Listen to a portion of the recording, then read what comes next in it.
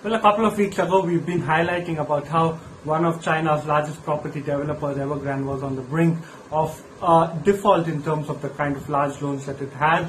Now, when we're talking about China once more, it's another big problem that the company is facing, which is causing a significant disruption as far as the global supply chain is concerned. We're talking about China as a country facing significant power outages, power shortage, which has led to significant price spike across global commodities. A lot of companies are facing number one challenges in terms of having adequate as well as low cost raw materials.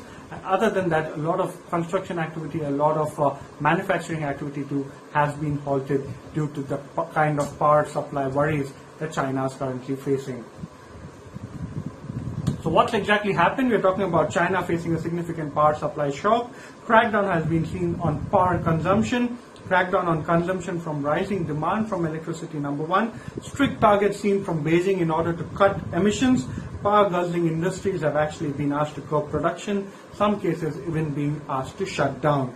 Businesses have been forced to cut back on production. The situation is threatening, as mentioned before, to supply the global supply chain and to give a significant amount of thrust as far as some of the other countries' coal manufacturing units are concerned. We're talking about 44% of China's industrial activity being disrupted significantly.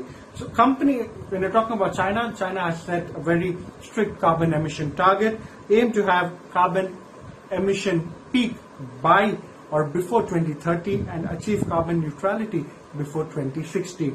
Now, this is China's pledge to reduce and for significant reduction as far as carbon emission is concerned, longer term goal to reach peak carbon emissions by 2030, and efforts are also on to reduce coal-fired related emissions. Other than that, the country has something known as a dual control. To firmly control energy hungry and high emission projects, dual control implies control on energy consumption as well as energy intensity, which basically means the amount of energy consumed per unit of GDP. So China is on a very strict path to ensure blue skies before the Winter Olympics, and which is why they are asking a lot of industrial activity to reduce. They are in fact not going ahead and doing any sort of favors to industries, and in fact they've said that power prices would be increased in line with how input prices are going higher. Impact on the global supply chain is quite significant. Suppliers for iPhones and car makers have halted production. Certain suppliers, coal and natural gas producers, are benefiting because of the significant hike as far as prices are concerned.